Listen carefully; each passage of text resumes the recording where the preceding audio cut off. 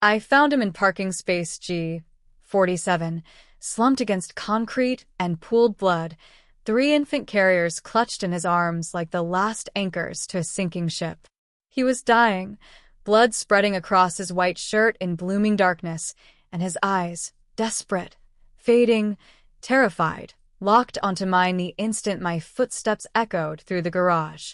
The gun lay inches from his hand, but his fingers reached instead toward the babies. I'd been on my feet for 14 hours straight when security radioed about the medical situation in parking level G. It was 2:17 a.m. on a November night that had already broken 3 thermometers and my will to live. I'd worked a double shift because county hospital was hemorrhaging staff and hemorrhaging patients in equal measure, and someone had to stay. I was exhausted enough that my hands shook when I grabbed my trauma kit. Exhausted enough that I almost didn't go. Exhausted enough that when I saw them, my first thought was, I can't do this. Not tonight. But my hands moved anyway, years of training overriding the scream in my head. I dropped to my knees in blood and motor oil, my fingers finding his pulse point. Thready. Rapid. Shock setting in.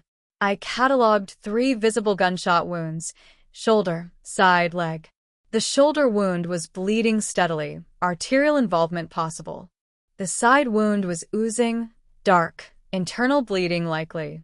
The leg wound was the least of his problems, but infection would kill him in days if shock didn't kill him in hours. Sir, can you hear me? My voice came out steady, clinical, a tool I wielded like a scalpel. I'm a nurse. I'm going to help you. His hand shot out, gripping my wrist with surprising strength. His eyes were dark, Korean features sharp even in extremis, and his voice came out in a rasp that sounded like tearing metal. No ambulance. No police. They'll kill the babies. I froze. Every protocol I knew screamed at me. GSW means police report, means security lockdown, means documentation and liability and covering my ass legally. But I looked at the 3 infant carriers arranged around him like a sacred barrier, and I understood with terrible clarity. This wasn't random violence. This was targeted. Professional. Planned. Someone had tried to execute this man and failed. And now they'd come back to finish the job and eliminate the witnesses crying softly in their carriers. I should call security. Should page the attending. Should document and defer and protect myself. I had $180,000 in student loans, a nursing license that took 6 years to earn, and a life I couldn't afford to lose. But when I looked at those 3 babies, tiny, helpless, already drugged into unnatural silence, I made a choice that would damn me or save me or both. Can you stand? His eyes widened. What? Can. You. Stand. I was already moving, checking the babies with shaking hands. Breathing all 3. Pulses steady. Sedated, not injured. Because I'm not leaving them here to die, and you're not dying in my parking garage. So can you stand? Or do I need to drag you? I saw it then. Security cameras systematically going dark, one by one, as if someone was flipping switches in sequence. Someone who knew the hospital's camera system. Someone who had access, resources, time to plan. We weren't running from random violence. We were running from something organized, funded, and patient. And I, Doris Taylor, who'd spent 6 months eating ramen and working doubles to pay off debt, who'd lost my parents and my grandmother and my fiancé and couldn't afford to lose anything else, helped a bleeding stranger to his feet and loaded 3 drugged babies into my Honda Civic. I didn't know I was saving the heir to Chicago's most powerful Korean crime syndicate. Didn't know the babies were orphaned because their parents were murdered 2 days ago. Didn't know I'd just made myself a target for every killer Minjun Park could buy.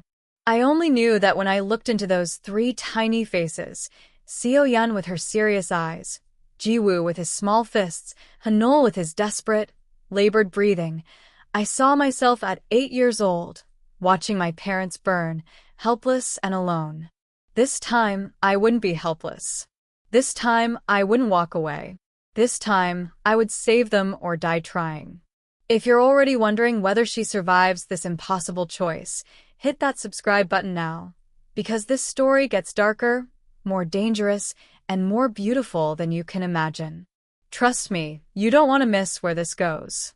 I found him in parking space G47, slumped against concrete and pooled blood, 3 infant carriers clutched in his arms like the last anchors to a sinking ship. He was dying, blood spreading across his white shirt in blooming darkness, and his eyes, desperate, fading, terrified, locked onto mine the instant my footsteps echoed through the garage. The gun lay inches from his hand, but his fingers reached instead toward the babies. My hands moved before my brain caught up, years of training overriding the scream building in my chest. I dropped to my knees in blood and motor oil, fingers finding his pulse point. Thready. Rapid. Shock setting in hard. Sir, can you hear me? My voice came out steady, clinical. A tool I'd sharpened over 6 years of emergency medicine. I'm a nurse. I'm going to help you. 3 gunshot wounds. I cataloged them with mechanical precision. Shoulder wound bleeding steadily, possible arterial involvement. Side wound dark and oozing, internal bleeding likely. Leg wound the least critical, but still dangerous. He needed surgery. Needed it 10 minutes ago. His hand shot out, gripping my wrist with surprising strength. No ambulance. His accent made the words sharper, more urgent. No police. They'll kill the babies. I froze. Every protocol I knew screamed at me. GSW means police report, security lockdown, documentation. Cover your ass legally or lose everything you've worked for. But I looked past him at the 3 infant carriers, and my stomach dropped. The babies were too quiet. I pulled free of his grip and moved to the first carrier. Baby girl, maybe 6 months old, breathing but limp. Sedated. I checked the second. Baby boy, same age, same unnatural stillness. The third, another boy, breathing but labored, small chest working too hard. What did they give them? My hands were shaking now, professional calm cracking. What did they give these babies? I don't know. His voice was fading, shock pulling him under. Please. They'll come back. They'll finish, he coughed, blood flecking his lips. Please. Someone had drugged 3 infants to keep them quiet during an execution. This wasn't random violence. This was planned, professional, premeditated. And whoever did this would come back to eliminate witnesses. I should call security. Should page the attending. Should protect myself, my license, my life. I had $180,000 in student loans and a career that took 6 years to build. Everything to lose. But when I looked at those 3 tiny faces, too still, too vulnerable, already marked for death, I saw myself at 8 years old. Saw flames eating my childhood home. Saw my parents' hands reaching through smoke. Always just out of reach. Can you stand? The words left my mouth before I could stop them. His eyes widened. What? Can. You. Stand. I was already moving, checking his wounds again, calculating. Shoulder wound packed, side wound stable for now, leg wound wrapped. He could move if I supported him. Maybe. Because I'm not leaving them here to die, and you're not dying in my parking garage. So either you stand, or I drag you. Something flickered in his eyes. Not hope, too broken for that. But something close. Recognition, maybe. Like he finally understood he'd stumbled into the path of someone just stupid enough or brave enough or traumatized enough to help. I can stand. He couldn't, not really. But he tried, and I got my shoulder under his good arm and hauled him upright. He was heavier than he looked, solid muscle beneath the expensive suit. We staggered toward my Honda Civic, a battered 2015 model with a broken passenger mirror and enough miles to make mechanics weep. I lowered him into the passenger seat, his breathing ragged and wet. Pneumothorax, probably. Collapsed lung. He had hours, maybe less. The infant carriers came next. I'd never installed car seats before. My hands fumbled with straps and buckles while my brain screamed that I was making the worst decision of my life. 3 babies, their names I didn't even know, their faces slack with whatever sedative kept them compliant. I was strapping in the 3rd carrier when I saw it through the garage's security window. Cameras going dark. One by one, systematically, like someone flipping switches in sequence. Level G, Section 4. Level G, Section 3. Getting closer. They were coming. I slammed my car door and started the engine. My hands shook so badly, I could barely grip the steering wheel. In the passenger seat, Park. I'd seen his hospital wristband. The name barely legible through blood was fading fast, head lolling against the window. I pulled out of parking space G47 and drove toward the exit ramp. Behind me in the rearview, I saw it, a black SUV entering level G. No headlights. Predators hunting in the dark. I took the exit ramp too fast, tires squealing. The Honda protested, but I pushed it harder, merging into the sparse 3 a.m. traffic on Michigan Avenue. My heart hammered against my ribs. In the back seat, one of the babies made a small sound, almost a whimper, and I nearly sobbed with relief. Still alive.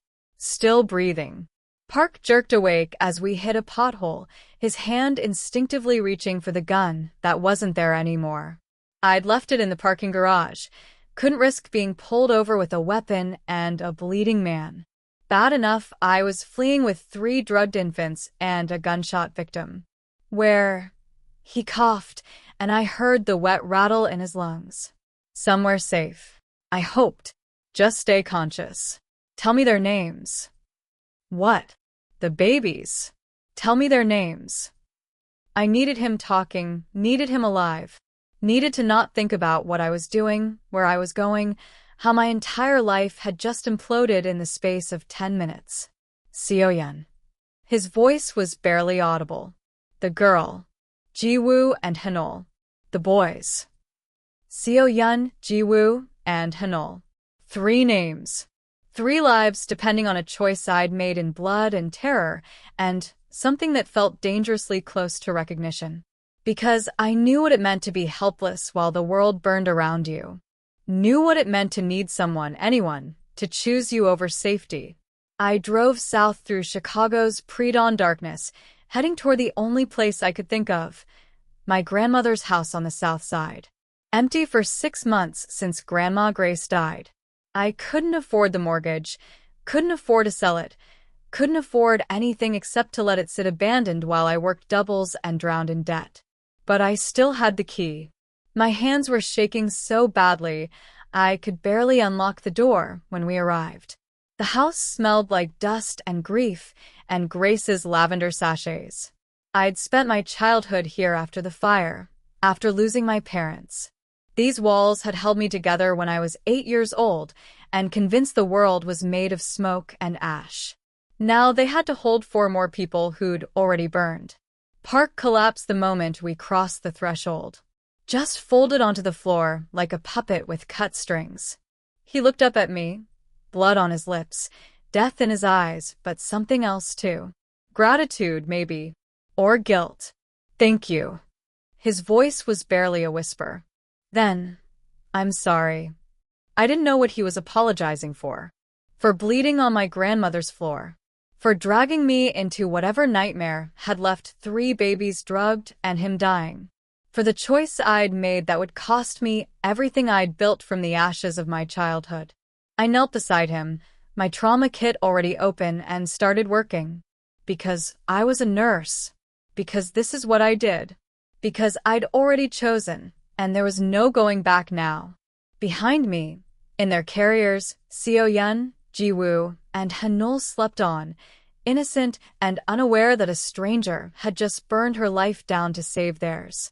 I didn't know if that made me a hero or a fool, but I knew I'd do it again. I turned my grandmother's kitchen into a surgical suite using a trauma kit, borrowed supplies I'd been hoarding for years, and whatever I could sterilize with boiling water and prayer. It wasn't enough. It was nowhere near enough. But it was all I had, and Park Jae-sung was bleeding out on Grace's faded linoleum while 3 drugged babies slept in the living room. I cut away his shirt with trauma shears, revealing a torso that was equal parts muscle and ink. Tattoos covered him, intricate patterns that looked expensive, deliberate. Dragons coiled around geometric shapes, characters in a script I couldn't read, all flowing together in a design that was either beautiful or ominous. I couldn't decide which. "Hold still," I said, though he hadn't moved. Shock had him locked in place, his breathing shallow and rapid. I'd given him local anesthetic for the shoulder wound, the only one I could safely extract a bullet from without proper surgical tools. The side wound I'd packed with gauze. The leg wound I'd irrigated and wrapped. It was battlefield medicine, and we both knew it. The bullet came out after 20 minutes of careful probing. Small caliber, 9mm probably, lodged against bone. Park didn't scream, didn't even flinch beyond the initial cut. His pain tolerance was inhuman, unsettling. Either he'd been through worse, or he'd been trained to endure. I dropped the bullet into a bowl with a metallic clink. "One down. Thank you." His voice was steady despite the shock, despite the blood loss. "The others?" "Too deep. I'm not a surgeon. If I go digging, I'll kill you."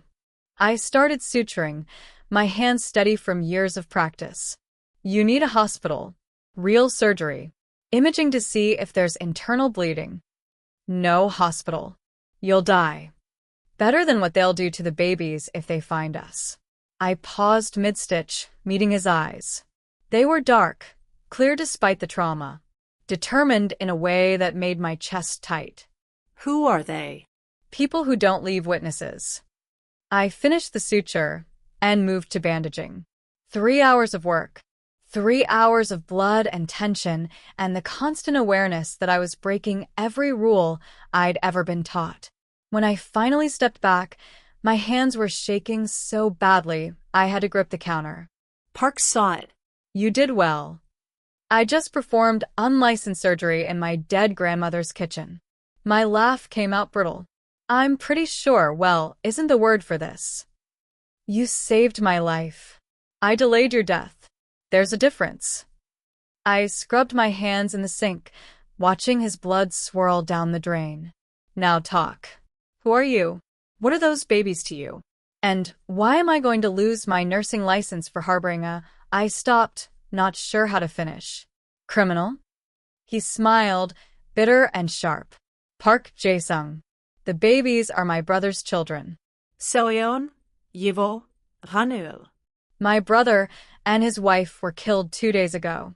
I got the triplets out before the killers came back." I turned to face him. His fever had broken, color returning to his face. The immediate crisis had passed, but I could see infection brewing in my future. "And the police?" "The people who killed my brother have connections. Police, city officials, judges." He shifted on the floor, wincing. "Going to them means the babies die. So you're running from organized crime." The words felt absurd leaving my mouth, like something from a movie, not my life. Not my grandmother's kitchen at 5 a.m. with blood on the floor. I didn't ask for this life. The crack in his armor was small but real. I was trying to get out. But my brother refused to take over the family business. So they killed him. Made it look like an accident. The babies are all that's left of him. I won't let them die too. I knew I should ask what family business. But I'd grown up on the South Side. I'd seen the protection rackets, the bookies, the way certain businesses never got robbed and certain people never got arrested. I knew exactly what he meant, even if I didn't want to admit it. "You don't want to know," Park said, reading my silence.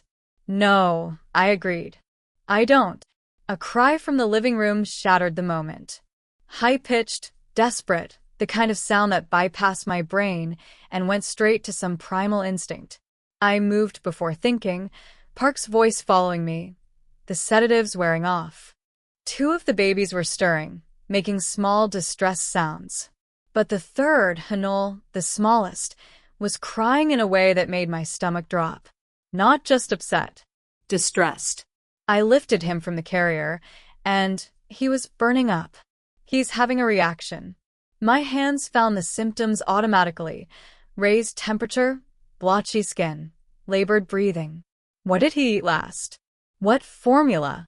Standard brand. Whatever was in the diaper bag. Park was trying to stand, failing. What's wrong? Allergy. Probably milk protein. I was already moving, checking the diaper bag, finding the formula container. Standard cow's milk formula. He needs specialized formula. Hypoallergenic. Now. It's 5 a.m. Nothing's open. 24-hour pharmacy. I passed one on the way here. I grabbed my keys, then stopped. I can't leave you alone with 3 babies. You can barely sit up. Park reached into his jacket, the same jacket I'd cut off him earlier, and pulled out a wallet thick with cash. Take this. Buy what you need. Don't use your name. Don't use credit cards. They're tracking everything. He handed me a driver's license. Not his face, but the name said Michael Kim. The ID was perfect, professional. You just carry fake IDs? I carry options. He counted out $500. Buy formula, diapers, anything they need. Pay cash. Don't talk to anyone. Check the formula before you leave the store. Check it for what?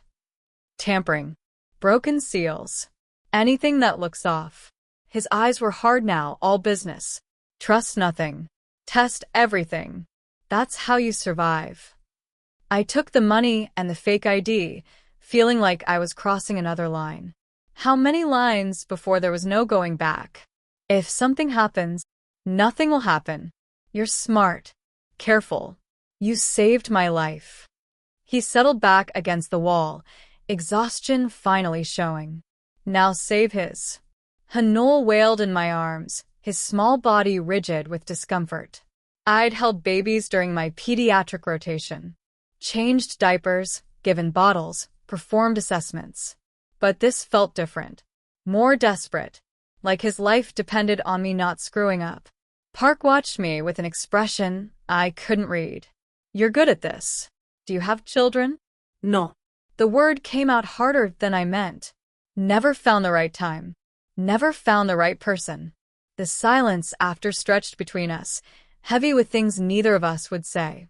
He was a criminal running from worse criminals. I was a nurse who'd just thrown away her career.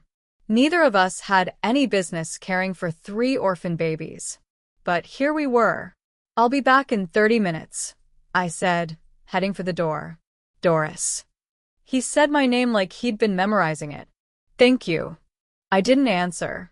Just clutched Hanul closer, grabbed the cash and fake ID, and walked out into the cold Chicago dawn to buy formula for a baby whose parents were dead and whose uncle was covered in blood and tattoos and secrets I didn't want to know.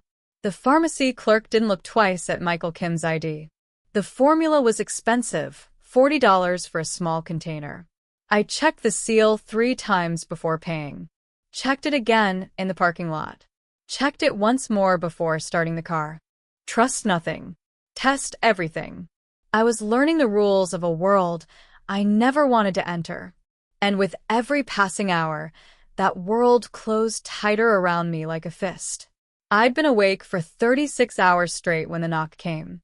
3 sharp raps that sent ice through my veins and made Park reach for the gun he'd hidden under the couch cushions. I was holding Jiwoo, who'd finally stopped crying long enough to take a bottle, and the knock made him startle and whimper. Through the peephole, I saw my sister. Keisha stood on my grandmother's porch in plain clothes, detective badge clipped to her belt, looking like 2 years of silence and 1 night of hell. She was taller than me, always had been, with our father's sharp cheekbones and our mother's unforgiving eyes.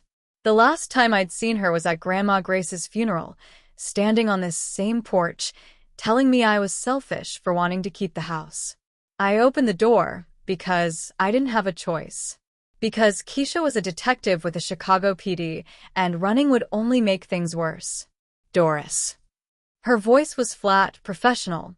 The voice she used on suspects. We need to talk. How did you? Hospital records. Security footage. She pushed past me into the living room, her eyes cataloging everything. The baby carriers, the medical supplies scattered across the floor, Park on the couch trying to look less like a gunshot victim and failing. You left county hospital with an unidentified wounded male and 3 infants. You stole medical supplies. You're harboring a fugitive. Her eyes finally met mine. What the hell, Doris? I saved 3 babies. My voice came out stronger than I felt. Jiwoo was crying again, sensing the tension. I'd do it again. Keisha's jaw tightened. Other cops are looking for him. Other detectives who won't knock first. We'll see a wounded suspect and 3 kidnapped children and shoot before asking questions. She moved closer, lowering her voice. I came here to bring you in safely, before someone else finds you and you end up dead. They're not kidnapped. I shifted Jiwoo to my other hip, protective instinct overriding common sense. They're orphans. Their parents were killed 2 days ago. He's protecting them. From who? From the people who murdered his brother. Keisha looked at Park, really looked at him, her detective's assessment taking in the expensive watch, the visible tattoos, the way he held himself despite the injuries. And who are you? Someone who shouldn't be here, Park said quietly. She's telling the truth. The children's parents were murdered. I got them out before the killers came back. Got a name? Does it matter? The tension in the room was suffocating. Keisha's hand rested on her belt, inches from her service weapon. Park's hand was hidden beneath the blanket, probably on his gun. I stood between them with a crying baby and the certainty that this was about to go very, very wrong. Keisha. I said her name like a prayer. Please. I need 48 hours. You need a lawyer and a psych eval. I need my sister to trust me. My voice cracked. For once in my life, I need you to trust that I'm doing the right thing. Something flickered in Keisha's eyes. Pain, maybe. Or recognition. We'd been strangers for 2 years, but before that, we'd been everything to each other. 2 girls who survived a house fire and absent parents and Grandma Grace's fierce love. Seo-yeon chose that moment to wake up, her small face scrunching with distress. Before I could move, Keisha crossed to the carrier and lifted her. The movement was automatic, natural, like she'd done it 1,000 times before. She held Seo-yeon against her chest, and I watched my sister's face crumble. She looks like Mama. I know. She has Mama's eyes. That same serious look, like she's already disappointed in the world. Keisha's voice broke. How old? 6 months. All 3 of them. Keisha rocked Seo-yeon gently, tears streaming down her face. Someone killed their parents? Yes. And he's protecting them? Yes. She was quiet for a long moment, just holding Seo-yeon and crying in a way I hadn't seen since Grandma Grace's funeral. Since before that, even. Since the night her parents died and Keisha had held me in the hospital while I screamed about smoke and fire and hands I couldn't reach. Finally, she looked at me. 48 hours. That's all I can give you, Keisha. After that, I have to report. I have to do my job. She carefully set Seo-yeon back in her carrier. And Doris, people are looking for him. Bad people. I'm investigating a multiple homicide. Park family massacre. Brother, sister-in-law, 3 staff members. Execution style. Her eyes found Park. Park Jae-sung is either a suspect or the next victim. Either way, you're at the center of a war. She left without another word, and I stood in the doorway watching her walk to her car, feeling like I'd just used up the last piece of family I had left. When I turned back, Park was standing despite the pain, his face gray but determined. I need to tell you everything. You think. He almost smiled. Sit down. This takes a while. I sat at Grandma Grace's kitchen table while Jiwoo finally fell asleep on my shoulder. Park told me about the Beck crime family. about being born into a legacy he never wanted, about his brother refusing to take over, wanting to go legitimate, start a normal life with his wife and babies, about Minjun, the cousin who orchestrated a coup and framed it as a rival gang attack. "So, I saved a mob boss," I said when he finished. "You saved a man trying not to become one." Park's voice was quiet. "My brother was the good one. The one who deserved to inherit.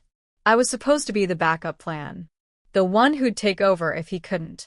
He looked at the sleeping babies. "Now I'm all they have. And I'm the worst possible guardian for 3 innocent children. You're alive. That makes you better than nothing." "Does it?" I looked at him, really looked at him, saw past the tattoos and the expensive suit and the criminal legacy. Saw a man who'd taken 3 bullets protecting babies that weren't his. Who'd stayed conscious during surgery without pain medication because he needed to be alert in case danger came. Who'd taught me to check formula seals and use fake IDs because he was trying to keep them alive. "Yeah," I said. "It does." Hanul woke up hungry, and I moved to the kitchen to warm his specialized formula. Park watched me work, his expression unreadable. "You're good with them," he said. "They're easy to love." I tested the formula temperature on my wrist. They haven't learned to be anything but honest yet. And when they're older, when they learn about their family, about what I am, then we'll figure it out. The word we slipped out before I could stop it, but I didn't take it back. One crisis at a time. Hanul took the bottle eagerly, his small hands wrapping around mine. Seo-yun was watching me with those serious eyes. Jiwoo was finally sleeping peacefully. 3 babies who should have been with their parents, living normal lives, learning to crawl and laugh and trust that the world was safe. Instead, they had me and a wounded mob heir, and 48 hours before my sister had to choose between family and duty. Park's fever was rising again. I could see it in the flush of his skin, the glaze in his eyes. Infection setting in despite my best efforts. He needed real medical care, real antibiotics, real surgery. But that meant hospitals, which meant records, which meant death for all of us. "I can't promise they'll be safe," Park said quietly. "I can't promise any of this ends well." "I know. Then why are you still here?" I looked at the 3 babies, then at him. Saw the first crack of genuine connection, not gratitude, not obligation, but something closer to recognition. Like we were both broken pieces that somehow fit together in the wreckage. "Because somebody has to be," I said. "And right now that somebody is me." Outside, Chicago woke up to another November morning. Inside Grandma Grace's house, 4 broken people and 3 innocent babies tried to figure out how to survive the next 48 hours.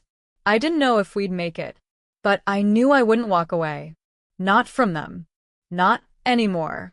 This is the moment when everything shifts, when protecting someone stops being duty and becomes love. If this hits different for you, if you've ever chosen someone over safety, drop a comment below. And subscribe because we're all in this together now. Day 3. I ran out of Hanul's formula at 3 a.m. Park was sleeping fitfully on the couch, his fever climbing despite the antibiotics I'd stolen from the hospital. The babies were finally quiet after hours of fussing. I stood in Grandma Grace's kitchen, staring at the empty formula container, and felt the walls closing in. I grabbed the fake ID and what was left of Park's cash. $40. Enough for 2 containers if I was lucky. The 24-hour pharmacy was 10 minutes away. I'd be back before anyone woke up. I didn't see the man watching from the parking lot. Didn't notice him make a phone call as I walked into the fluorescent-lit store. Didn't feel the target settling onto my back until it was too late. The formula was $32. I checked the seal 3 times, paid cash, and left without making eye contact with the clerk. Trust nothing. Test everything. Park's rules had become my liturgy. Back at the house, I prepared Hanul's bottle with shaking hands. He was hungry, crying with that desperate edge that meant he'd been patient long enough. I tested the temperature on my wrist, sat down in Grandma's old rocking chair, and fed him. 3 minutes later, he stopped breathing. His small body went rigid in my arms. His eyes rolled back. Foam bubbled at his lips, and the sound that came from my throat wasn't human. It was pure animal terror.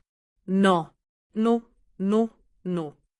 I laid him on the kitchen table, my hands moving with mechanical precision even as my mind screamed. Airway clear. Head tilted. 2 fingers on his tiny chest. 30 compressions, faster than my racing heart.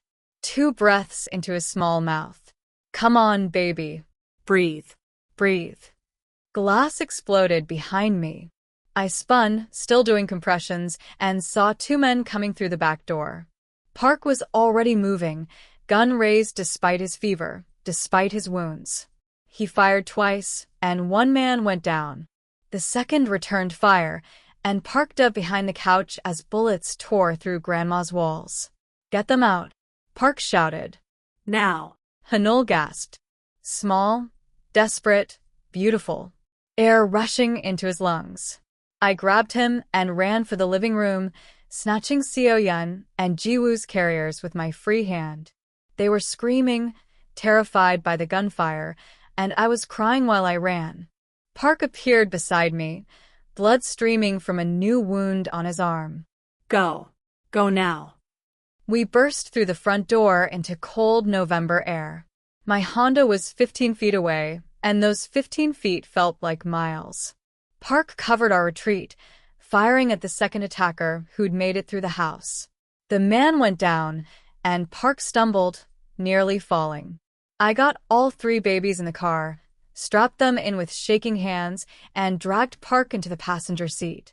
He was fading fast, blood soaking through his shirt. I started the engine and drove, my vision blurred with tears and adrenaline. Behind us, 2 bodies lay in Grandma Grace's house. 2 more deaths in a war I didn't understand. I drove for an hour before pulling into a motel parking lot 40 miles outside Chicago. The kind of place that took cash and didn't ask questions. I carried the babies inside first, then helped Park, who could barely walk. Once the door was locked and I'd checked the room for threats I couldn't name, I finally looked at the formula container. Really looked at it. The seal was perfect, but when I opened it and examined the powder under the motel's harsh light, I saw it. Slight discoloration. Different texture. Someone had opened this container, added something to the formula, and resealed it so carefully I hadn't noticed. They poisoned it. My voice sounded distant, detached. They poisoned a baby's food. Park was shivering on the bed, fever spiking dangerously high. Minyoon. He knows. About Hanul's allergy. He's been tracking our purchases. How? He has people everywhere. Pharmacies, stores, hospitals. Park's eyes were glazed with fever. Every move we make, he's watching. I wanted to scream, wanted to break something. Instead, I checked his wounds and found what I'd feared. Infection spreading, red lines tracking up his arm. Without proper antibiotics, he'd be dead in days. Don't leave. His hand caught mine, grip weak. Please don't leave them. I'm not going anywhere. I swear. I pressed my hand to his forehead. Burning up. But I need to clean these wounds. It's going to hurt. Everything hurts. I found a closed veterinary clinic 10 minutes away and broke in through a back window. The alarm didn't go off, budget cuts, probably. I stole antibiotics, surgical supplies, anything I could carry. Coming back felt like a confession. Park had stripped off his shirt by the time I returned. I'd seen his tattoos before, but now he showed me what they really were. Patterns that weren't just decorative. Numbers hidden in the designs. Characters that spelled out coordinates, account numbers, names. Everything the Beck family has built over 3 generations. His voice was rough with pain and fever. It's written on my skin. Financial records. Blackmail material. Access codes. All of it. I traced one pattern with my finger. This is coordinates. Seoul. Where my parents are buried. He laughed. bitter and broken, where I should be buried. You're not dying. Not on my watch. I soaked gauze in antiseptic. This is going to hurt. He bit down on his belt while I cleaned the infected wounds, cutting away dead tissue with steady hands that belied the screaming in my head. He didn't make a sound beyond harsh breathing, but tears streamed down his face. Mine too. When I was done, we were both crying, him from pain, me from helplessness. I bandaged him with veterinary supplies and injectable antibiotics that probably weren't meant for humans, but would have to do. He collapsed back on the bed, shaking with exhaustion. "Why are you doing this?" he whispered. I looked at the 3 sleeping babies, then back at him. Because somebody should. Because nobody did it for me when I needed it. Because these babies deserve a chance. And me. You too. The words surprised me, but they were true. You deserve a chance too. We were inches apart, exhausted and covered in blood. His hand found mine, and I didn't pull away. The moment stretched between us, wrong and inevitable. He leaned forward slightly, and I could feel his breath on my face. The babies chose that moment to wake up, all 3 crying in unison like they'd coordinated it. The moment shattered, and I pulled back, my heart hammering for reasons that had nothing to do with danger. I gestured at the carriers. Yeah. Park's voice was rough. Later. When this is over. When it's over. I agreed, though neither of us believed we'd survive that long. I fed the babies with formula I'd bought from 3 different stores, checking each seal obsessively. Seo-yun watched me, with those serious eyes. Jiwoo smiled despite everything. Hanol clung to me like I was the only solid thing in his world. Maybe I was. Park slept fitfully, fever finally breaking as the antibiotics took hold. I sat in a motel chair with Hanol in my arms and watched them all breathe. For lives that depended on me not screwing up. For lives I'd claimed as mine without asking permission. Somewhere out there, Minjun was hunting us. Somewhere out there, my sister was counting down the hours until she had to report me. Somewhere out there, 2 bodies lay in my grandmother's house, and I was responsible for that too. But in this moment, in this cheap motel room, everyone was alive. Everyone was breathing. And I'd learned something important. I would kill to protect them. Had already killed, by proxy. Would kill again, without hesitation. That's when I knew I'd crossed the line I'd been walking since parking space G47. There was no going back now. Only forward, into whatever darkness waited. The headlights came at midnight.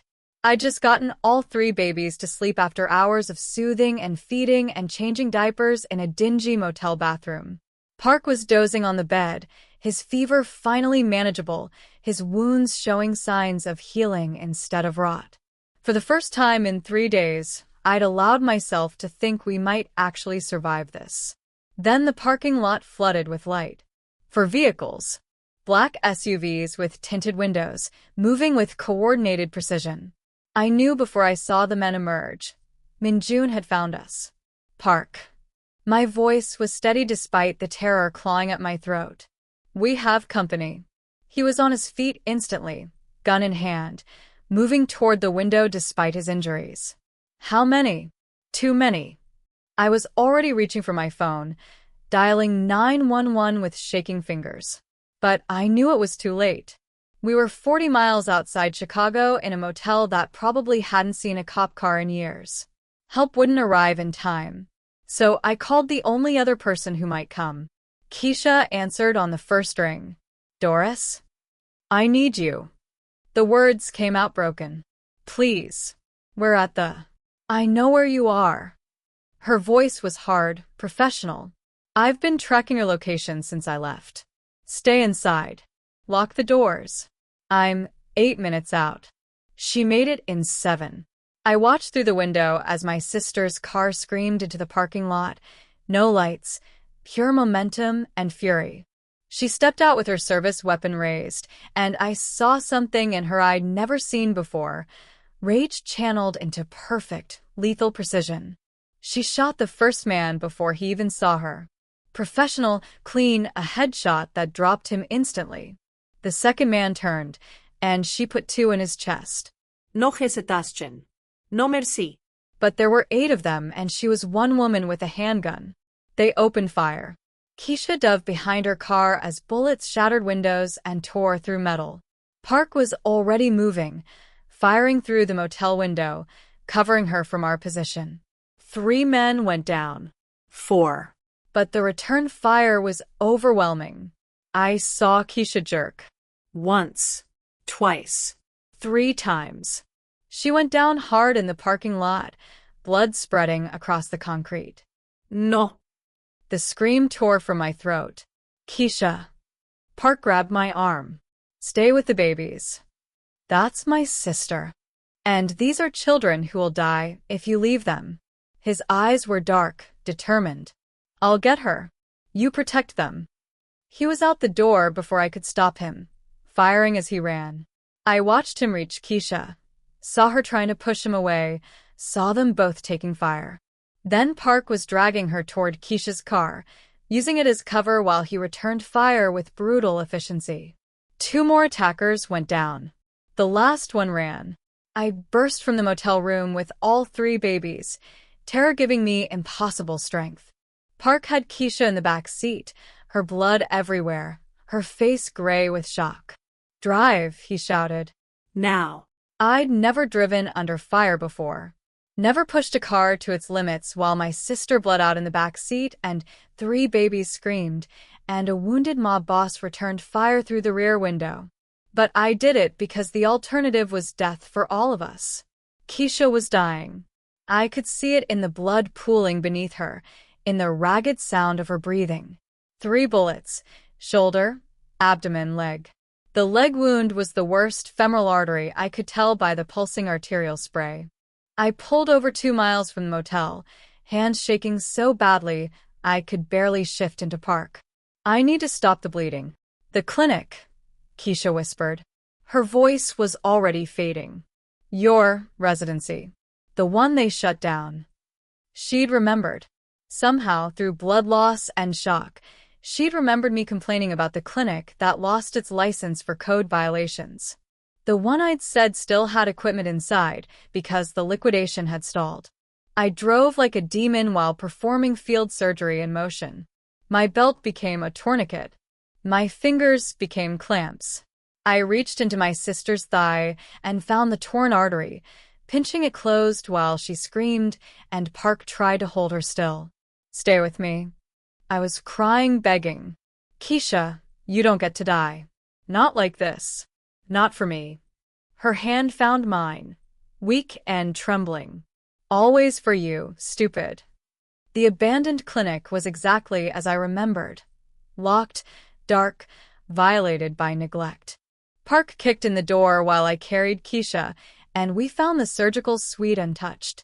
Expired supplies, rusty instruments, but it was enough. It had to be enough. I laid her on the surgical table and started working. Park assisted without being asked, holding retractors with steady hands despite his own wounds. The babies cried in their carriers, frightened and aware of the violence that had touched their world again. 3 hours. That's how long it took to save my sister's life, with expired sutures and veterinary antibiotics and prayers I'd forgotten I knew. Park's hands were as steady as mine, his presence somehow calming despite everything. When Keisha's breathing finally stabilized and her color improved from gray to merely pale, I collapsed into a chair in the waiting room. Park sank down beside me. We were both covered in blood, Keisha's, his, the attackers. My hands wouldn't stop shaking. She almost died for us, Park said quietly. For babies she doesn't even know. Why?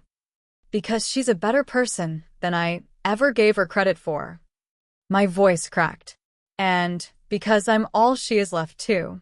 The absurdity of it hit me then. I started laughing, half hysteria, half genuine humor.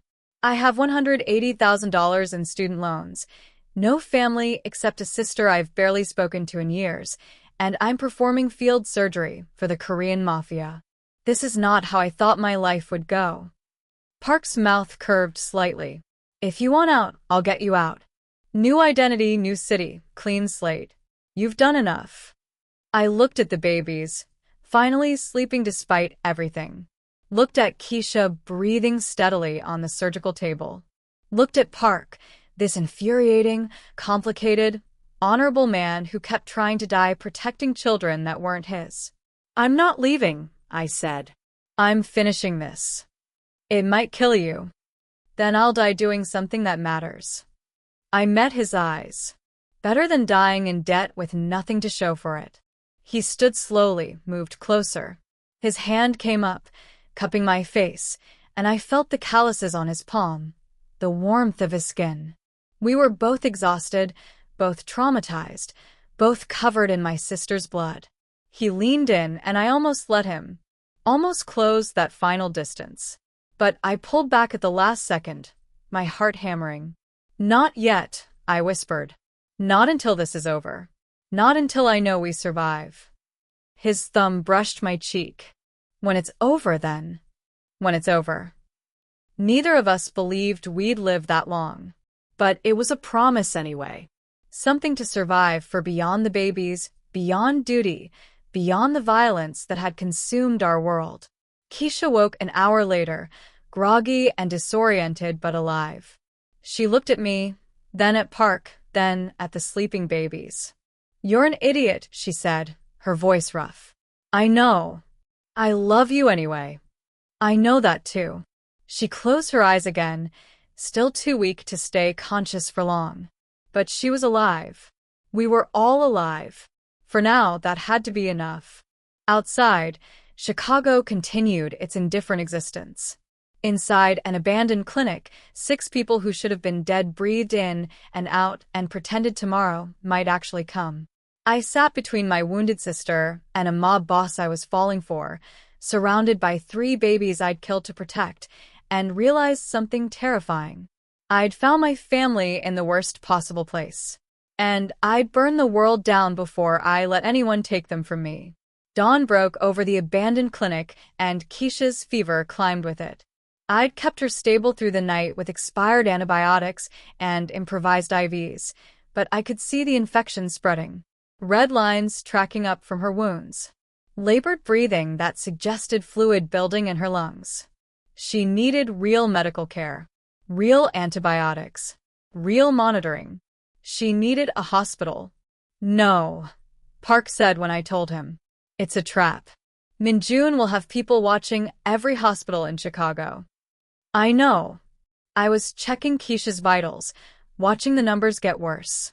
But she's dying slowly, and I won't let her sacrifice be for nothing. They'll take us all. Probably. I met his eyes. But if we don't go, she dies for sure. This way, there's a chance.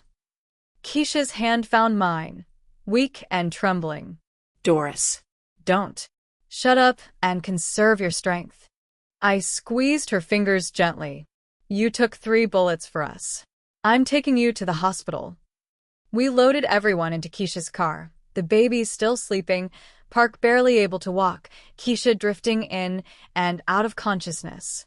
I drove to County Hospital as the city woke up around us, morning commuters oblivious to the wounded people in the car beside them. 7 a.m. The ER entrance was busy with the usual chaos. Ambulances, trauma cases, people who'd put off seeking care until they couldn't anymore. I wheeled Keisha to the entrance, and staff immediately swarmed. Questions I couldn't answer, forms I couldn't fill out, but they took her because that's what hospitals do. As they wheeled her away, her hand shot out and grabbed mine. Her eyes were clear for the first time in hours. Finish it, she whispered. Whatever you're doing, finish it. Then she was gone, disappearing into the ER I'd worked in just 4 days ago. A lifetime ago. I turned to leave and found hospital security surrounding me. Not arresting, escorting. To a black SUV waiting at the loading bay. Park saw them coming and reached for his gun, but I caught his arm. Don't. The babies. He understood. If he started shooting here, the babies would be caught in crossfire. So he let them take us, his rage barely contained, while I stayed calm because I'd known this was coming. Had expected it from the moment I decided to bring Keisha here. They took us all, Park, me, 3 babies in their carriers, and drove us through Chicago's industrial district. The same streets I'd driven as a delivery nurse. The same neighborhoods I'd grown up in. Everything looked different when you were being driven to your execution. We pulled up to a warehouse. Not the hospital parking garage where this had started, but close enough to feel like the universe closing a circle. Inside, the Beck family council was assembled. 9 men in expensive suits sat at a long table that probably cost more than my student loans. At the head sat an older man with white hair and kind eyes, the kind of eyes that had ordered countless deaths and slept peacefully afterward. Chairman Beck Yunwoo, Park's uncle. Minjun stood beside him, younger and handsome in a way that made my skin crawl. He looked at us with barely concealed triumph, like a cat who'd finally cornered the mice. Uncle. Park's voice was steady despite his weakness. This is unnecessary. Is it? The chairman's voice was gentle, grandfatherly. You've gone rogue, Jae-sung. Stolen family assets. Endangered our operations by exposing them to outsiders. Killed loyal soldiers. Loyal to Minjun, Park said. Not to the family. Let me present the evidence. Minjun stepped forward with a tablet, pulling up financial records, communications, witness statements. All doctored. All convincing. All lies wrapped in enough truth to seem real. I watched him work the room, his presentation smooth and practiced. He showed transfers Park never made. Emails Park never sent. Testimony from people who were either lying or dead. The council listened, nodded, murmured among themselves. Park tried to defend himself, but his fever was back, infections spreading from wounds I hadn't been able to fully clean. He could barely stand, let alone argue coherently. I wanted to help him, but guards had positioned themselves between us. I held Seo-yun instead, her small weight solid and real against my chest. She was watching the proceedings with those serious eyes, like she understood this was life or death. The council deliberated in Korean. I didn't understand the words, but I understood the tone. The way they looked at Park with something like regret. The way they looked at the babies with something like grief. The way they looked at me like I was already dead. Chairman Beck stood, and the room fell silent. Park Jae-sung. His voice was formal now, stripped of warmth. The council finds you guilty of oath-breaking, theft of family assets, and murder of loyal members. The sentence is death. Park didn't flinch, just stood straighter despite the pain. The children. The chairman looked at Seo-yun, Ji-woo, Hanol with genuine sorrow. They're innocent, but they're also liabilities. Family honor demands. They're babies. My voice cut through the formal proceedings. They're 6 months old. They haven't done anything except exist. Miss Taylor. The chairman turned those kind, terrible eyes on me. You've shown courage and skill. You saved my nephew's life. Under different circumstances, I'd honor that. But you've seen too much. You've become part of this. And the children, he paused. They're all that's left of my nephew's bloodline. Minjun is right. They're threats to stability. This is how it must be. So, you'll kill 3 babies to maintain power? I'll do what's necessary to protect what 3 generations built. No apology in his voice. Just pragmatic certainty. Minjun stepped forward, weapon in hand. The same cold smile on his face. Any last words? He raised the gun, centering it on Park's head. The council watched with the detached interest of people watching necessary business. Park's eyes found mine across the room, and I saw resignation there. Acceptance. But I also saw something else. Trust. He trusted me to protect the babies. To somehow survive this. To finish what we'd started. Seo-yun shifted in my arms, her small hand gripping my shirt. Ji-woo was crying softly in his carrier. Hanol was watching his uncle with those big eyes, unaware that Minjun was about to make them orphans twice over. Time slowed. I watched Minjun's finger tighten on the trigger. Watched Park close his eyes. Watched the chairman nod slightly, giving permission. This was it. The end of 4 days that had destroyed and remade me. The end of a man who'd tried to protect children that weren't his. The end of 3 babies who deserved better than this brutal world. I looked at Seo-yun's face and saw my own reflection in her dark eyes. And I made a choice. Wait. One word. But I said it with every ounce of authority I'd earned in 6 years of medical training. Said it like I had the right to stop an execution in a mob warehouse. Said it like I believed I could change what came next. Minjun paused. The chairman raised an eyebrow. Park's eyes opened, finding mine with something like hope. The gun was still raised. The babies were still crying. The council was still watching. But I'd bought us seconds. Now I had to figure out what to do with them. I have something you need, I said. My voice didn't shake, didn't betray the terror coursing through me.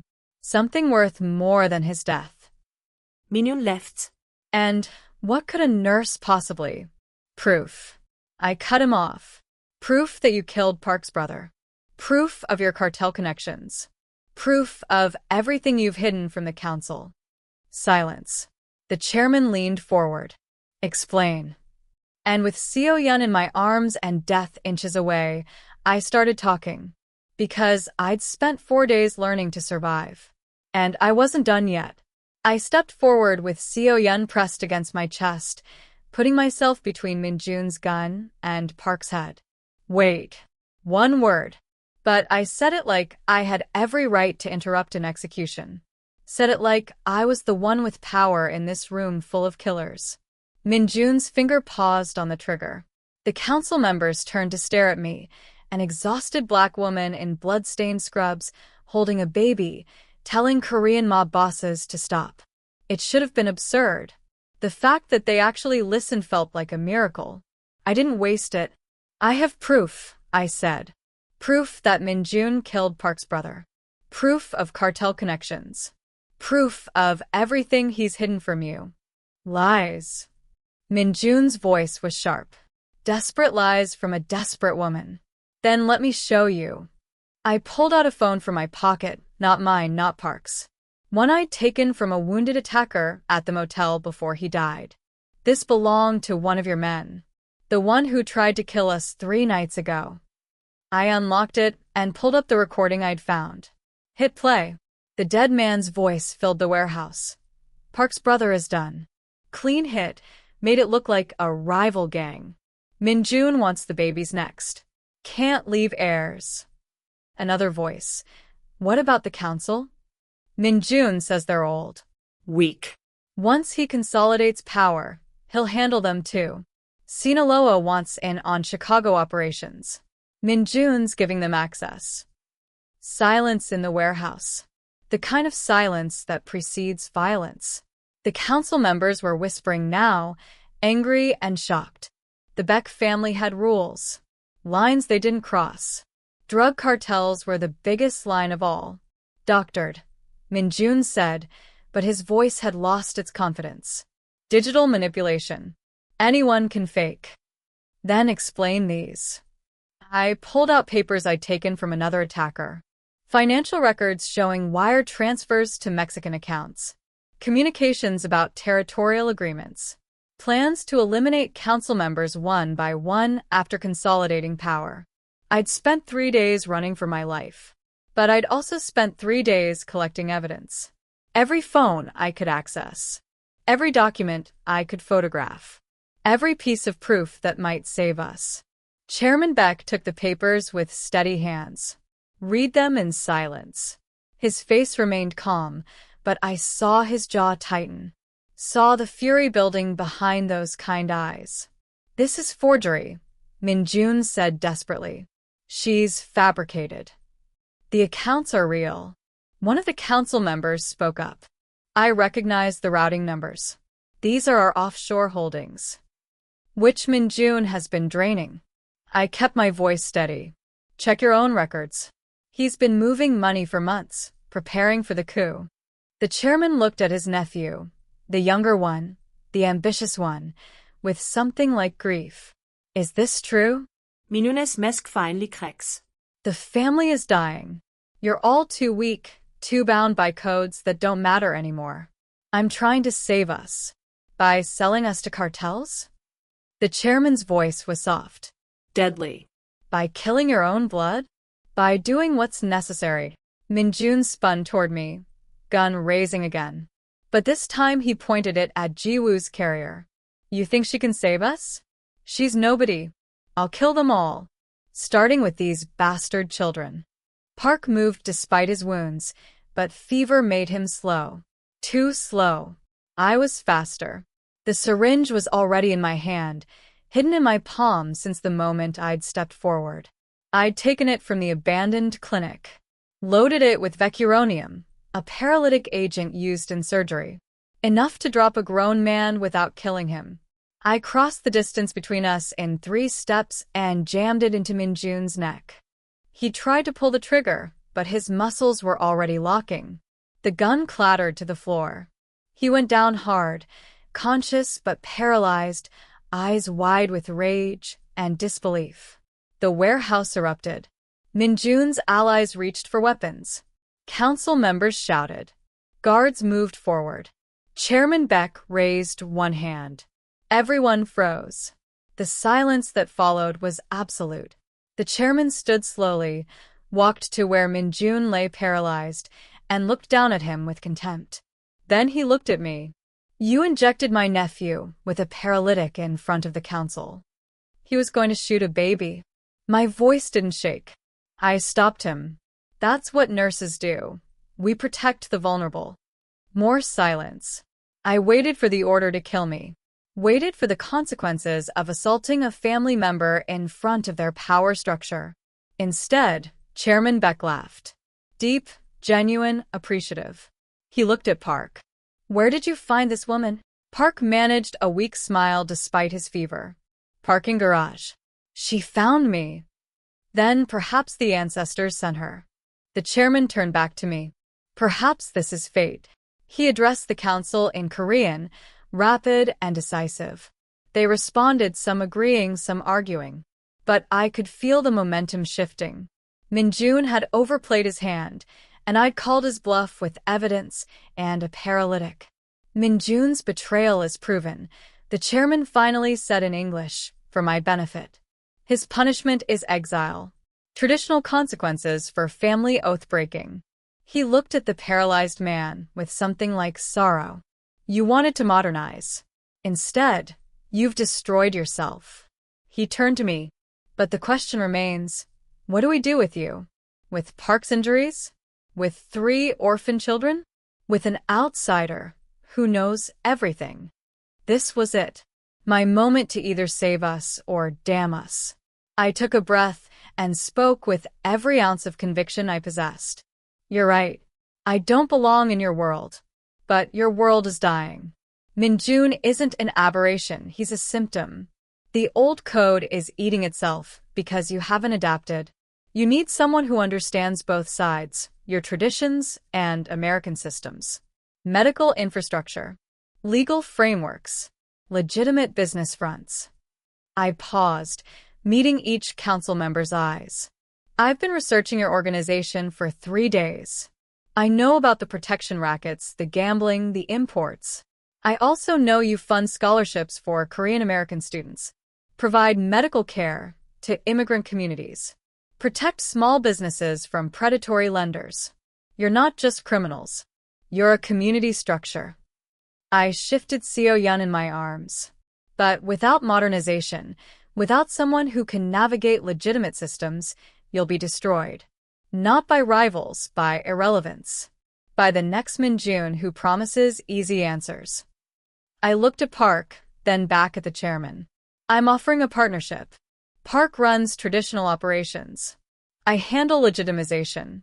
Together, we build something that survives the 21st century. Or you can execute me and go back to waiting for everything to collapse. The council stared at me like I'd grown a second head. An exhausted nurse in bloody scrubs, negotiating with the mob like I had any right. Chairman Beck studied me for a long moment. Then he looked at Park. Nephew, is this the woman you choose? Park met his uncle's eyes despite the fever, despite the pain. With my life. The chairman nodded slowly. Then let it be so. On probation. 6 months. If Miss Taylor proves herself, she gains full standing. If she fails, his kind eyes found mine. Or betrays us, she dies. And the children with her. Agreed. I should have been terrified. Should have asked for time to think. Should have done anything except what I did. Agreed. The word came out clear and certain. No hesitation. Total commitment. I'd just negotiated my way into a crime family. Bet my life and 3 babies' lives on my ability to modernize organized crime. Made a deal with men who'd ordered countless deaths. And I didn't regret it. Not even a little. Chairman Beck smiled. Welcome to the Beck family, Miss Taylor. Try not to get us all killed. I'll do my best. Park was swaying on his feet, fever and exhaustion finally overwhelming him. I moved to catch him, and this time the guards didn't stop me. I supported his weight while holding Seo-yun, and somehow he stayed upright. Idiot, I whispered. You're supposed to sit down when you're dying. Couldn't let you negotiate alone. His voice was barely audible. You're terrifying when you're confident. Good. Someone should be scared of me. He smiled against my shoulder. I'm not scared. I'm impressed. The council was already moving, guards escorting the paralyzed Minjun away, members debating in rapid Korean. Chairman Beck watched it all with satisfaction. We'd survived. Against every odd, every expectation, every rational prediction. We'd survived. And in 6 months, I'd either prove I could legitimize a crime syndicate, or I'd die trying. But at least I'd die doing something that mattered. Minjun left for South Korea 3 days after the council meeting. Not in handcuffs or a body bag, but in exile, stripped of family resources, his reputation destroyed, his future erased. For a man who'd craved power, it was a fate worse than death. I watched him board the plane and felt nothing. No triumph, no pity. Just relief that he couldn't hurt the babies anymore. His allies were dealt with quietly. Some reassigned, some disciplined, some simply disappeared. I didn't ask for details. The council reorganized under Chairman Beck's guidance, with Park as operational heir and me as something new. A bridge. A translator between worlds. A nurse who'd negotiated her way into organized crime. My first demand was medical care for Park. Real care, in a private facility the family controlled. He'd been running on borrowed time and stolen antibiotics for too long. The infection had spread, fever spiking dangerously. He needed surgery, real antibiotics, monitoring. I stood in the OR while they operated. The surgeon tried to make me leave, but I refused. I wasn't scrubbed in, wasn't assisting, just watching from behind the glass partition. Making sure they didn't let him die. You're not family, the anesthesiologist said. I'm closer than family, I replied. And I'm not leaving. They worked for 3 hours, cleaning infected tissue, repairing damage my field surgery had missed. When they finally closed him up and declared him stable, I allowed myself to breathe. I visited him every day during recovery. Brought the babies once he was strong enough. Watched Seo-yun's serious eyes study her uncle. Watched Ji-woo giggle at Park's terrible attempts at peekaboo.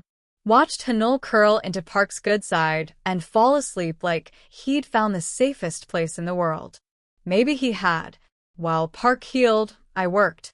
Chairman Beck gave me access to family records, financial statements, operational details. I spent weeks researching legal structures, import-export businesses that could legitimize money flows, medical supply companies that served immigrant communities, real estate holdings that provided stable income. I identified pathways to profit without the worst criminal exposure. It wasn't clean, nothing about this would ever be clean, but it was progress. Evolution instead of revolution. Keisha recovered in a protected hospital room, guards outside her door courtesy of the Beck family. I visited her when I could, bringing coffee and apologies she wouldn't accept. "You saved my life," she said. "Stop apologizing. You took bullets for me. Because you're my sister. Because that's what we do." She shifted in the hospital bed, wincing at the pain. "Even when we're idiots about it." We talked then. Really talked for the first time in 2 years. About our parents dying in the fire. About the guilt we both carried. Me for surviving, her for not being old enough to save them. About Grandma Grace raising us when she was too old and too tired, but did it anyway because blood was blood. "I investigated you partly out of duty," Keisha admitted. "But mostly because I was terrified I'd lose you like we lost them. I couldn't handle that. Couldn't handle being alone again." "You didn't lose me." I took her hand. "I'm right here. I've always been right here." "Even when you're legitimizing organized crime?" "Especially then. Someone has to keep me from getting killed." She laughed, then winced because laughing pulled at her stitches. "I can't believe I'm helping the Korean mob go straight. You're consulting on legal structures. Completely different." "That's not different at all." "Details." I smiled. "You in?" She squeezed my hand. Yeah. "I'm in. Someone has to keep you alive." The triplets thrived in ways that made my chest ache. I'd moved them to a secure apartment the Beck family provided. 2 bedrooms, actual windows, baby-proofed and guarded. Seo-Yun watched everything with those serious eyes, already protective of her brothers. Ji-woo giggled at everything, pure joy in infant form. Hanol needed constant reassurance, but he was learning to trust that I'd always come back. I was learning their rhythms. Learning that Seo-Yun liked to be held facing outward so she could watch the world. That Ji-woo calmed fastest with singing, even though I couldn't carry a tune. That Hanol needed skin-to-skin contact when he was scared, his small body pressed against my chest until his breathing matched mine. I was falling in love with all 3 of them in ways I hadn't known were possible. Park came to visit on a Tuesday afternoon, 6 weeks after the council meeting. He'd healed well, the scars on his shoulder and side already fading to silver. He stood in the doorway of my new apartment and just watched as I fed the babies surrounded by chaos. Toys scattered across the floor, laundry waiting to be folded, bottles in various states of empty. "You look happy," he said. I glanced up, surprised. "I am. I'm exhausted and terrified and still processing trauma, but I'm happy." "Is that insane?" No. He moved closer, settling onto the couch beside me. "It's life." We sat in comfortable silence while the babies finished eating. I burped Hanol, changed Seo-Yun, settled Ji-woo for a nap. Park helped without being asked, his movements careful but competent. We'd become a team without discussing it, falling into routines that felt inevitable. When all 3 babies were finally asleep, Park turned to me. "We need to talk." "That sounds ominous." "It's not. It's just." He ran a hand through his hair, a rare gesture of uncertainty. "What are we doing here?" "Raising triplets. Legitimizing organized crime. The usual." Doris. I met his eyes. "What do you want me to say?" "The truth. About us."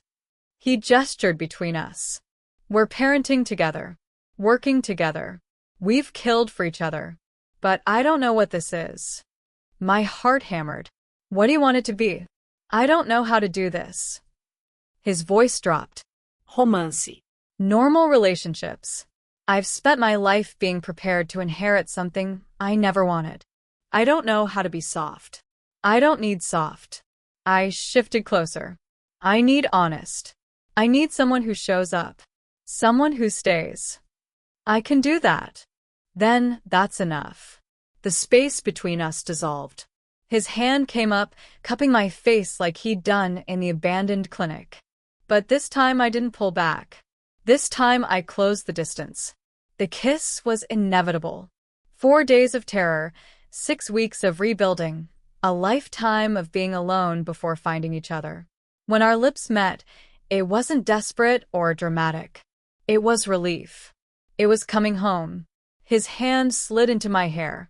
Mine found his shoulder, careful of the healing scars.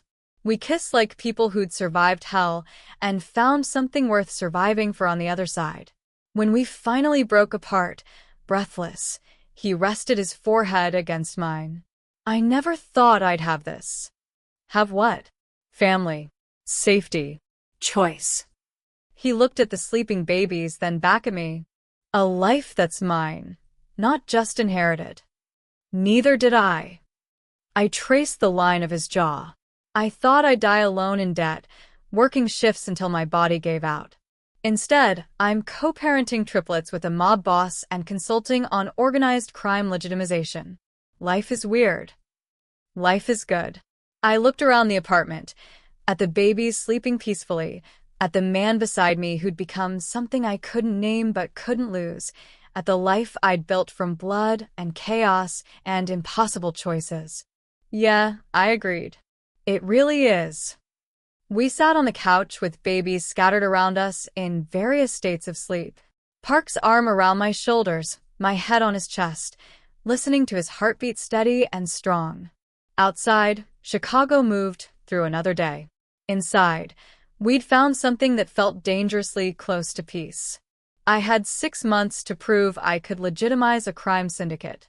Had a sister recovering from bullet wounds she'd taken for me.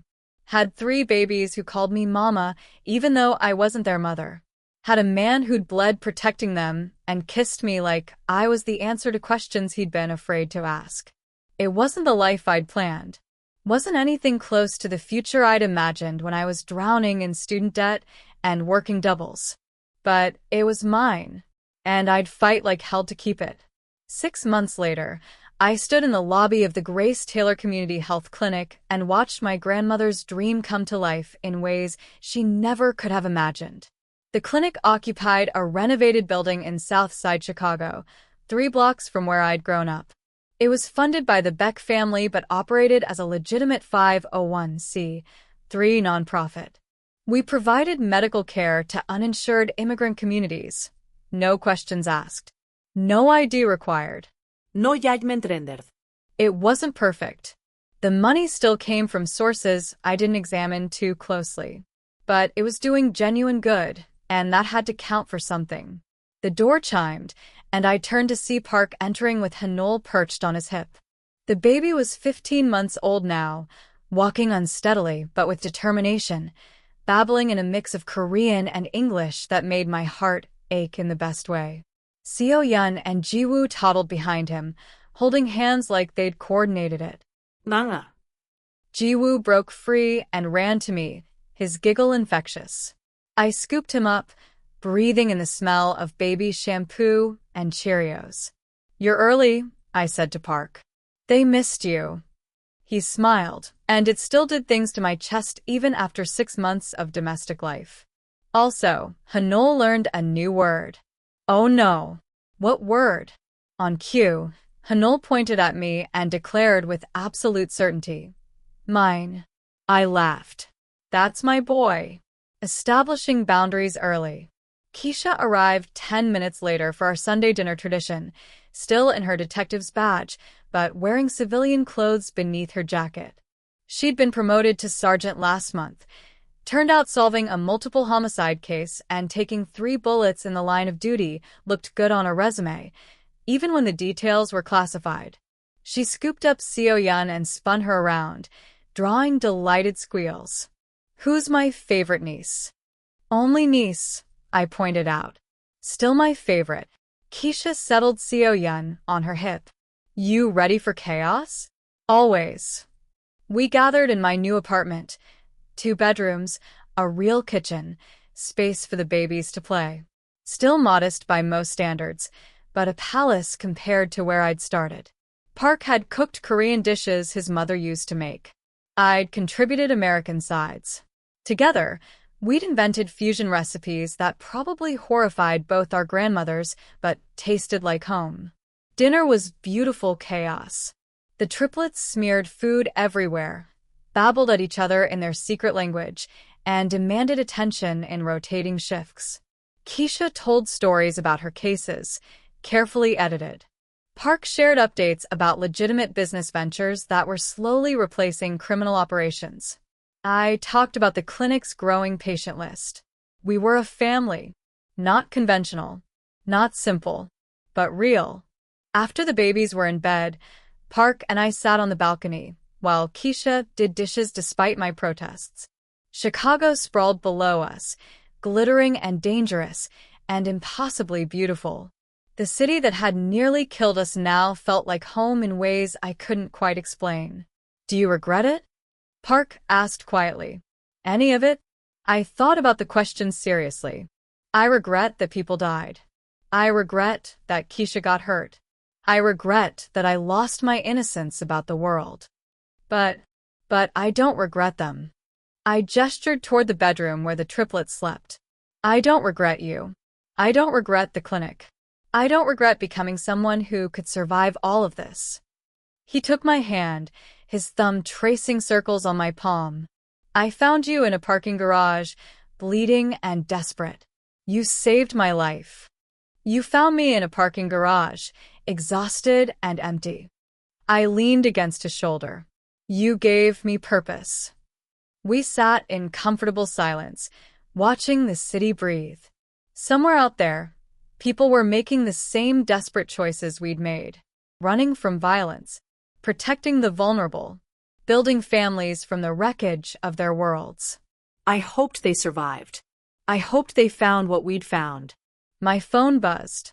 The clinic's emergency line. I glanced at the screen and sighed. Go, Park said. I've got the kids. You sure? He kissed my forehead. I'm sure. Save someone. I kissed him properly, then headed back inside. Keisha was already grabbing her jacket. I'll drive you, she said. No arguments.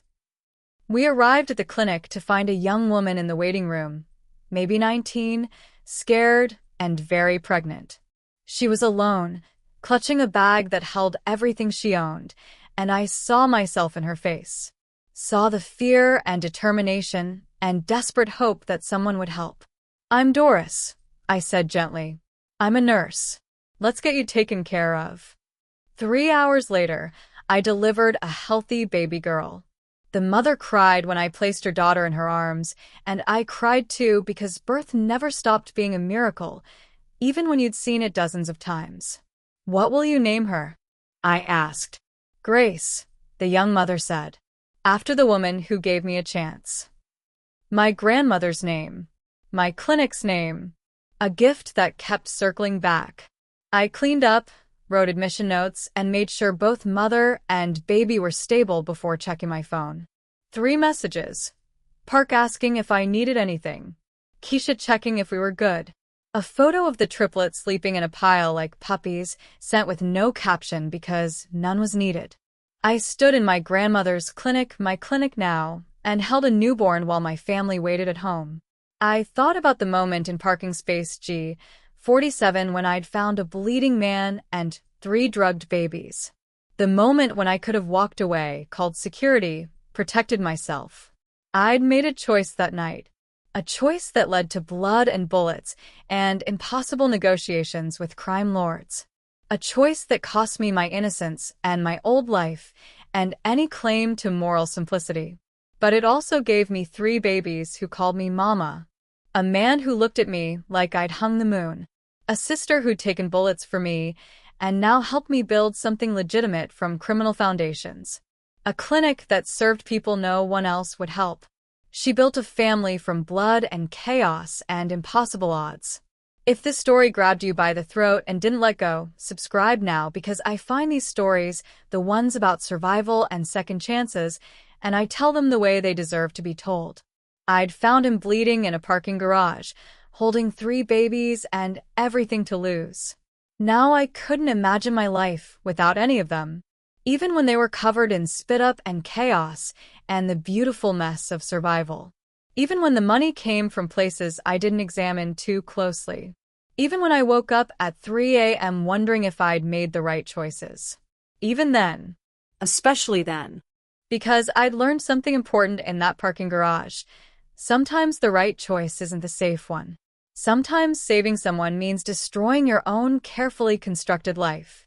Sometimes family isn't what you're born into, but what you build from blood and desperation and impossible odds. I walked out of the clinic into Chicago's cold November night, 6 months and a lifetime away from the woman who'd found a dying man in a parking garage. That woman had been drowning in debt and grief and loneliness. This woman had a family, a purpose, and a future she'd fought for with everything she had.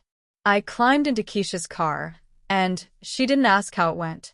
Just handed me coffee and drove us home. Home to a man who'd bled protecting children that weren't his. Home to 3 toddlers who'd survived violence they'd never remember. Home to a life I'd built from impossible choices and refused to regret. The city glittered around us, full of people making their own desperate choices, and I sent them a silent prayer. May you find what you need. May you survive the fire. May you build something beautiful from the ashes. I had. Against every odd. Against every expectation. I had. And I do it all again in a heartbeat. Even knowing the cost. Especially knowing the reward. We pulled up to my apartment building, and I could see the light on in the window. Park was probably still awake, probably worrying despite my texts, probably half asleep on the couch with triplets draped across him like living blankets. My family. My choice. My life. You coming? Keisha asked. I smiled. Yeah. I'm coming home. And for the first time in my life, I knew exactly what that word meant. Sometimes the people who save us are the ones we choose in our darkest moments. Sometimes family is built in parking garages and hospital corridors and abandoned clinics where hope refuses to die. I found him bleeding in Space G, 47. He gave me a reason to fight. And together, we built something worth surviving for. If stories like this one, about ordinary people making impossible choices, about finding family in the wreckage, about survival against every odd, speak to something in you, then you're in the right place. Hit subscribe, because there are more stories waiting. Stories about redemption, second chances, and the beautiful chaos of choosing love over safety. I'll see you in the next one. Until then, stay brave.